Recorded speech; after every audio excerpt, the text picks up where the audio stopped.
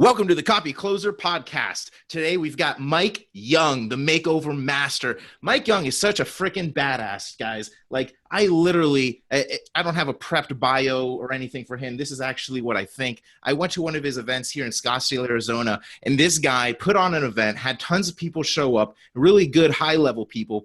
Everybody was participating. This was not like an event where you come, you kind of have a bland experience, you get hoorah'd, and then you leave. It was crazy because although there was like, I don't know, maybe 50, 60, 70 people. I don't know how many people were in there. It seemed like a lot of freaking people. We all actually bonded. We went out to lunch. Some of us went out to a comedy show after. And it was cool because I left that little, I call it a mastermind, even though it was really like a workshop or seminar, but it felt more like a mastermind because we actually bonded, connected. And I actually am doing business with Kyrie, who I met over there. I sent him like 30 clients because I was like, dude, this guy's a beast. And we sent him like a ton of people. And so anyways, Mike Young is a badass. This is my first introduction with him, is going to that event, and I met him personally. He was like the real freaking deal, knows his stuff. So Mike, man, I'm so happy to have you on the show, dude. Thanks so much for coming on. Carlos, my pleasure, man. Thanks for having me on. So I'd like to get started with, first off, what do you do for the folks who don't know who you are yet? What do you do? What are you known as? What are you known for? Yeah, we chose the title, The Makeover Master, but what I really help people do is get their brand into alignment and help them create the business and life that they've actually wanted for a long time. So we work with clients one-on-one through our complete brand makeover experience. I essentially coach them through brand strategy, and we design all their visual brand, their business image. So we create the look, help them simplify their business model. I coach them through what to do online, offline, and coach them through how to get their brand so that it attracts their ideal clients and converts them into paying clients. So how did you get into that? I mean, most people don't just like come out of the womb with all this type of knowledge and stuff. Like, what did you do? Were you in marketing before you even got into this type of stuff, or what did you do beforehand? I did everything. Oh man, I think I would call it the school of hard knocks. I ran a mortgage company up until 2008. We grew it from scratch, starting in 2003 from 6 people. We had 6 business partners to 10 offices, 250 employees. And then the 2008 housing crisis hit. It not only took my company down with it. I left just before I could kind of see the writing on the wall with the company. I left in March, and by July or August, they ended up, my other business partners sold the company like fire sale style. And it was just going under. Things were not working for me. I remember I came home and I saw my wife, and I'd been working these long days. I had gotten addicted to trying to figure out how the mortgage company wasn't working. I got addicted to thinking I could fix it through knowledge. Like, if I just learned more, if I just knew more, if I read the next book, I could fix the mortgage company problem. And that turned out to become this addiction for me of like going to events, seminars, reading books, and I wasn't able to solve it. I was extremely miserable in 2008 to the point where I came home one day, my son was 1, and I just told my wife, I was like, I don't want to do this anymore. And she was very cool and very gracious, and she said, just quit. And 2 weeks later, I quit. I went into my business partners. I said, I don't want anything. I want $1 so that we could put it on paper that I was out of the partnership. I said, I just want to do something different with my life. I have a bigger purpose. I don't know what that is yet. And I left, and I spent the next 3 weeks in my office, literally just kind of going on long walks with my wife and thinking about what the heck did I just do? Because I had no plan in 2008. Most wives wouldn't support their husband and say, just quit. That's such an awesome wife. Yeah, she's amazing. And then things got ugly after that financially for us. I quit knowing that I wanted to do something I was passionate about. I knew I had kind of that vision, the entrepreneurial vision of I want to have less email, less meetings. I want to only work with people I want. I want money to show up in my bank account. I want to work anywhere I want, whenever I want, like that dream that we all kind of create for ourselves. I didn't realize how freaking hard it was going to be to actually accomplish it. I had no idea it was going to take me 10 years. Wow. Okay. No So idea. it took you, so you left in 2008, it's 2019. So I guess 10, Yep. 10 years or whatever. Yeah. Wow. Okay. So is that when I remember we spoke before, you had spent like $200,000 or something in knowledge and learning. Is that 2008 period when you were addicted to this knowledge of thinking that you could solve this mortgage problem and whatnot? Is that that's kind of where I started digging in. I said, I knew I wanted to be an entrepreneur. I knew I wanted to go into online space in some way. So I actually ran across Ryan Dice of Digital Marketers' original $1 million napkin at that time. Like it was, I remember that napkin. I opted in. Yeah, it was like white landing page, opt in, no disclaimers, no legal, nothing. And so I began kind of going down that rabbit hole. I created a financial literacy program for high school students. We took on a bunch of investor money. It flopped within 5 months. And the back-to-back of 2008, the mortgage company not working, and then 2008, my first entrepreneurial thing massively flopping very, very quickly.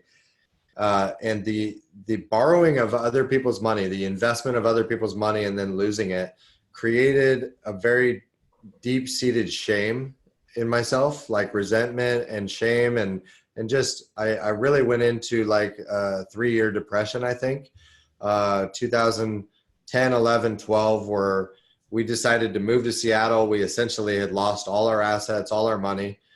I was still grinding it out, like still learning and trying to figure out, okay, what's the next thing? But I became very cautious to put myself back out into the marketplace again, because my last 2 things had just failed. You know, it's like, if I put myself back out there, I might fail again.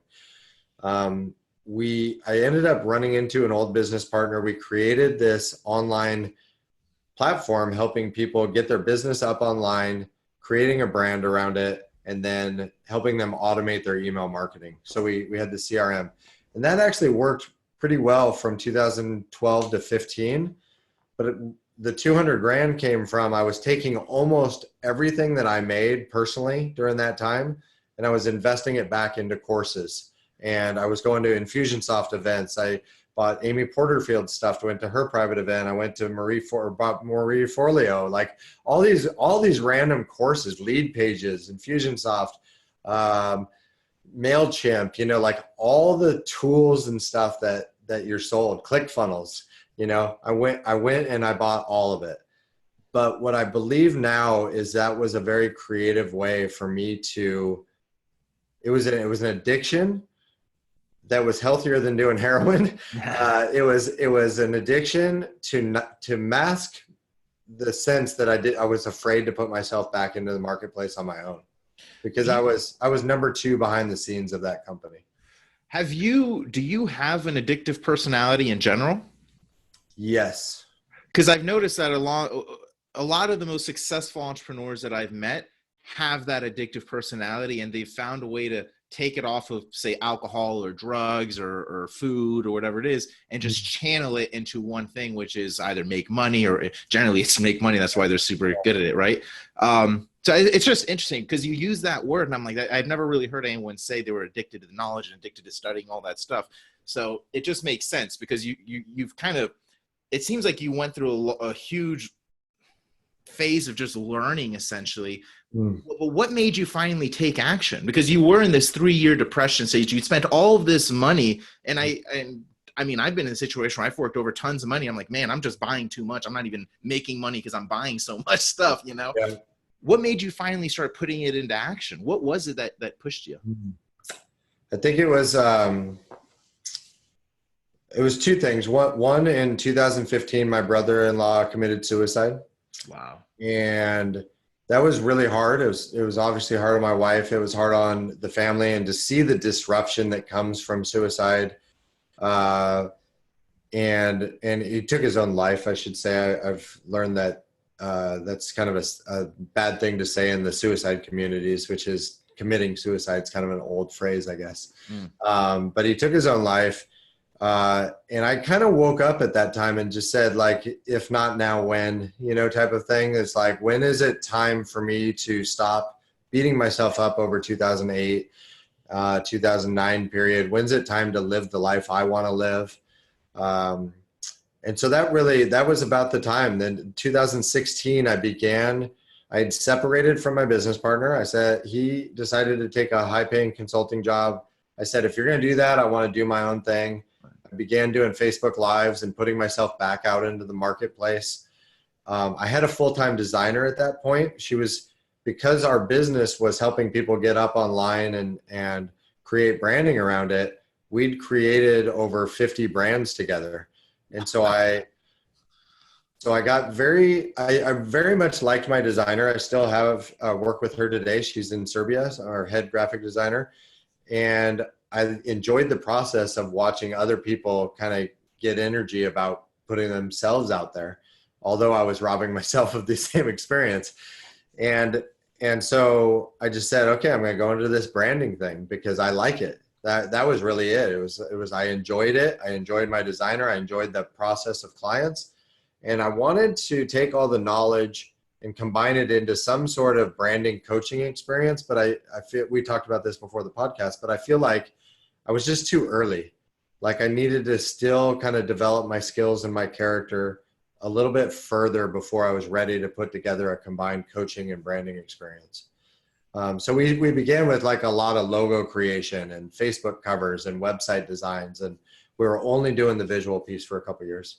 So it sounds like you know how to bounce back from things, though. I mean, these transitional points, every single one of them, people have the opportunity to either kind of slow down and give up or just push forward and try some new shit. And it sounds like your personality has the let's go forward and try some new shit type of stuff, you know? I think that's a trick that I would share with anybody in your audience is like, I created a very strong emotional connection to my why. And my why was, I'm going to show my kids what it looks like to go after your dreams. And so if I quit, it shows my kids, because I believe that kids will model their parents' behavior. So if I quit on going after my dreams, it shows my kids what it looks like to quit on going after what they want. And there was such a strong emotional pull for me that every single obstacle was not enough for me to quit. I mean, I definitely had moments where I was like, shit, maybe I should just go mow lawns or go work at a car wash. But it was like, is that more important than showing my kids what it looks like to settle? And the last thing I wanted for them was to settle for a bank job and a 401k and a gold watch. And I was just like, let me show them what it looks like to go after something. Have you always been like that? Or did you get coached into this type of mentality? That's not a common mentality. Man, I was coached in the mortgage days and ran into some really killer people, 2003, 4, 5, 6, 7. My original mentor was a guy named Todd Ballinger in the mortgage space. And he kind of led me to the Strategic Coach program, which is entrepreneurial coaching by Dan Sullivan. And so I think I just made some really good right connections early that led me down that personal development space and really asking the questions that are behind the questions. You know, I'm frustrated and struggling at this website. Well, is that really why you're frustrated and struggling? And kept going deeper until you get to the root issues. And that's what makes you a good copywriter. I mean, I know you're not a copywriter, but that you could probably write some killer copy just because of that. I mean, a lot of it is understanding where the person's coming from, being able to write from that point of view, which it sounds like you almost like developed like an empathetic skill or something. You know what I mean? You know, my personality, I'm very, I'm hardwired, like in my DNA, I'm very empathetic by nature. And I was lucky enough with copy was something I absolutely sucked at. Really? At one point. I mean, I think we all do. We have to start somewhere. Well, of course we all do eventually, but. And I have in my brand coaching program, I talk with clients about the 4 pillars that will shortcut your learning curve on business, which is truly understanding yourself. The second one is truly understanding your ideal client, then understanding your products and services at such an in-depth level that you know exactly how you're going to provide value to your ideal clients. And then to go into the psychology rabbit hole of really just understanding how almost all human beings work. And if you can understand those 4 pillars at an in-depth level, your business just skyrockets. It's kind of like you hear people say like, oh, it's a 10-year overnight success type of thing. But that overnight success feeling happens when you get deep clarity in yourself, your ideal client, how you show up to deliver value. And then when you really understand how most human beings work and why they buy things and why they don't, your skills in copy get extremely good. Because all you have to do is write to a person. 100%, 100%. I love how you broke that down. I mean, those are 4 areas. I mean, I got in here. So you want to understand yourself, understand your client, your product and service, and then just an overall really deep understanding of human behavior, it sounds like, right? Yeah. What are some ways that, because I think finding yourself, I've talked about on other podcasts with other people, I find that it's extremely important, because once you have an identity that you really match, where you're like, this is who I am, this is the best version of me, and you find yourself, I feel like things just fall in place. People attract to you more. You're being more authentic. You're able to make more money because you can ask for it and not be all worried about it and stuff. You know, how do you find that clarity? How I found it, I worked with my mindset coach, Clay Moffitt. You met him at the event. Yeah, great dude. I call him the wizard. You know, he's the wizard from Oz because he's from Australia, but he's an NLP. I don't even know how to describe him. I'm going to not do him justice by trying to talk about all of his study and accolades and everything else. But when I ran into Clay, and you don't have to go to this path. I know good friends, Bobby Stocks has done it with a lot of therapy and his own deep thinking on coaching. My journey started with Garrett White's Warrior book, you know, because that book, it's called Warrior Book because it's a great marketing play. But if you retitled the book, what it actually is, it's like how men can process their feelings and journal every day. Wow. But the book would never frickin' sell if you called it that, right? So, because what guy wants to process his feelings? But that's kind of where it started. I ran into Clay in Thailand. I went to how long ago was this? How long ago from finding the book, and then how long ago since you found Clay? So late 2017, found the book. Okay. January 2018, you know, to talk about that process of discovery, I just had enough. Like, I just was like, I am going to change this. I don't know. I'm not getting what I want. I need to put it all together. And so I ended up flying to Phuket to meet Mitch Miller at his Project Persuasion event. And at the event, Mitch and things were not working for me at the time. Like, I had all the skills, all the talents, everything else, but I still wasn't converting it into true profit, like for myself. And Mitch said, come over here and I'll put you on a hot seat and I'll help you. And that began a relationship with him. I paid him to get into the next mastermind with him. I paid him for one-on-one coaching. I'm now in his upper level mastermind group. And Mitch is a badass. I love Mitch. I've seen his skyrocketing to success thing. And he's just, I mean, Mitch, I'm not trying to talk about you so much the shit out of you, but I love Mitch. I mean, the guy drops so much value. He puts so much content out there. I mean, he does things like host events. He speaks at events. He does shit that internet marketers and other copywriters just don't freaking do. A lot of folks just try to stand behind the scenes. And that's actually something, going back to you, that I see as well. When I heard that you were throwing an event, I was like, oh, that in my head, now you're legit. Because I feel like most folks try to stay away from their customers because they're like, oh, I don't want to, what if they hate me, or what if my shit sucks?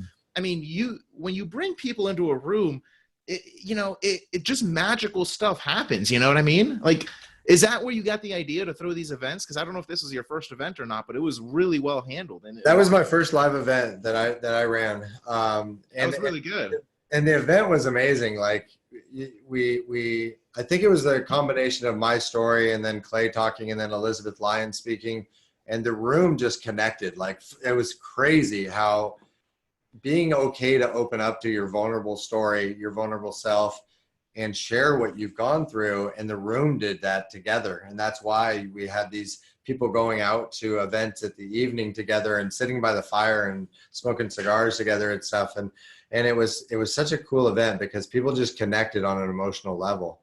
But that's what it was for me when I went over there. One of the people in the audience was like, you have some mindset or some issues with what's going on in your head. And she said, I want you to meet my buddy, Clay Moffitt. And so I ended up the next day I meet Clay and he goes, I think I can help you. Come over to my place. And so I'm like in a cab going over to his house and I'm like, what the hell am I doing? Yeah, but you went and did it. Dude, that's a trait in itself that a lot of successful people have. They said, fuck it, let's do it. I just kept saying yes, man. It was like Jim Carrey on Yes Man. I just was like, come to Thailand, I'll help you. Yes. And so I flew 9,000 miles, 48 hours to get over there because I took the cheapest flight.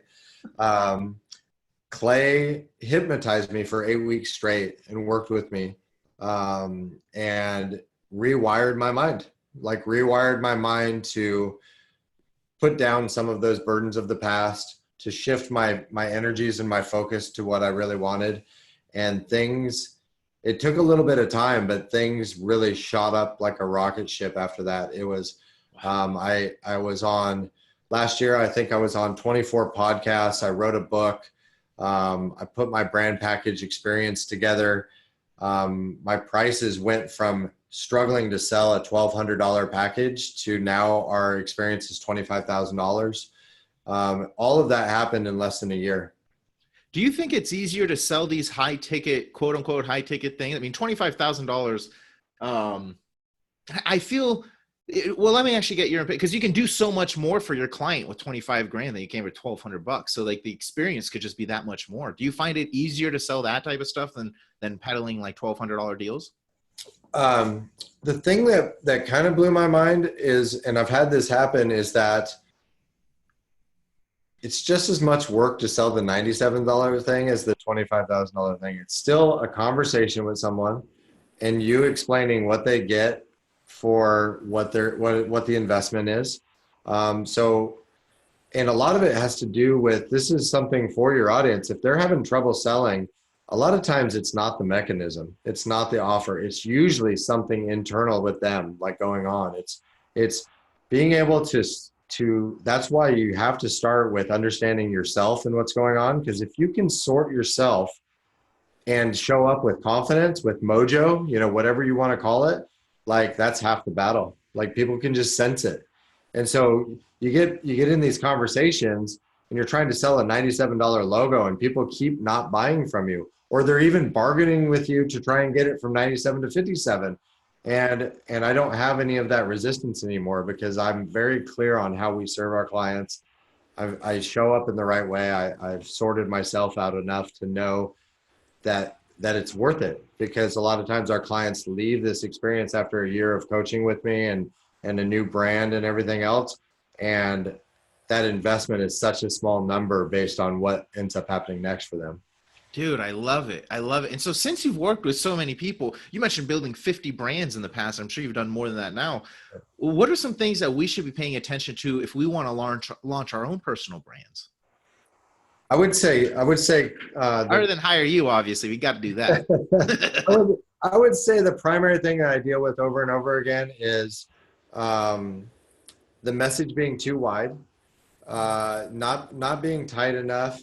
So what I talk about in public is that it's like an old school slot machine. You know those old school slot machines where like the number sevens and right, the bars are coming across, whatever. Well, it used to be that there's 3 channels like of TV that people could tap into. But now with cell phones and everything else, there's a billion channels online. So what I envision it as is that it's a slot machine a billion rows wide. And the brands that either are hopping around with their message or they've got too many messages competing against each other going on, the slot machine is moving. So you can't tell if it's a 7, if it's a bar, if it's a bell, if it's a whatever. The only time that the market can actually attract to you and buy from you is when you get laser focused on what you stand for and you communicate that consistently over a long period of time. And so I see clients show up and they're too wide. They're trying to do too many things at once. And so in their search to become known for something, they're becoming known for nothing. Wow, dude, that's gold right there. That's gold right there. And I've seen it, especially in myself when I first got started as well. I didn't know if I was going to be a funnel builder, a copywriter, a media buyer, or what. And I just tried doing everything and I didn't get any results until I said, you know what, this is who I am. And I just kind of went all in. So that's a big point a lot of people will glance over. So where can people find more about you, man? I mean, you've dropped so much gold on this podcast and you do it online as well. Where are some places that people can find you, learn from you, work with you, and stuff like that? Sure. My website is themakeovermaster.com. On social media, I'm on Facebook, Instagram, and LinkedIn at Mike Young Makeovers. And we even have a starter course that's on visual branding and just business perception and stuff, the basics. That's themakeovermaster.com/start. And that's just a free course that people can take. But if you get your message and you stop hopping around and you get it laser focused, the next step really is to figure out how you're going to communicate that to your audience consistently, and then get your business image in order, which is make everything online speak that same laser tight focused message. And then after that, the game becomes a lot easier. It's increasing your reach, increasing your influence, showing lots of social proof that you're really good at what you say you're good at. And that social proof part is so big, especially nowadays. The more social proof you have, the better it is, easier it is to sell. I think our buddy Bobby Stock said that at your event. So yeah, and I think it's that proof and entertaining your audience. And I think with proof, it's where I see a lot of people drop the ball is they accumulate. You're like you today. You're doing awesome things. You're interviewing people. You're doing all these awesome things with clients. I know you worked with one of my clients to help her with some of her copy stuff, and we forget to take the additional step just to document the awesomeness that we're doing. I'm taking a picture of you. I'm documenting it as you say. I was like, I know I'm about to get a lesson. Let me start. So we forget to document that step, and then we forget to present it online. And I think one of my clients had a huge breakthrough with this just last week, because I said, you're robbing clients of the experience of you changing their life by not documenting and showing up your proof online, because he felt like he was bragging. Like he felt like, well, I just don't want to do that all the time. I said, you're robbing people from the opportunity to pay you for, like, do what you do. Does it change people's lives? And he's like, yes. And I'm like, the reason people connect with you and buy from you is you displaying your proof. So and when he got that, it was like light bulb went off. And so, like, I think later that day, he sent me like 65 testimonial videos that are sitting in frickin' Dropbox. And I'm like, what good is that doing you? You have 65 people saying you changed their life and nobody's seeing it. Oh my gosh. Oh my gosh. Okay, dude. I love everything you're saying here. It's ridiculous. So, all right, guys, everybody who's listening to this, make sure you go to themakeovermaster.com/start, right? Is that right? Okay, makeovermaster.com/start, and go ahead and add Mike Young on Facebook and connect with him. The dude's a beast. Mike, man, thank you so much for coming on the podcast. I really appreciate you showing up.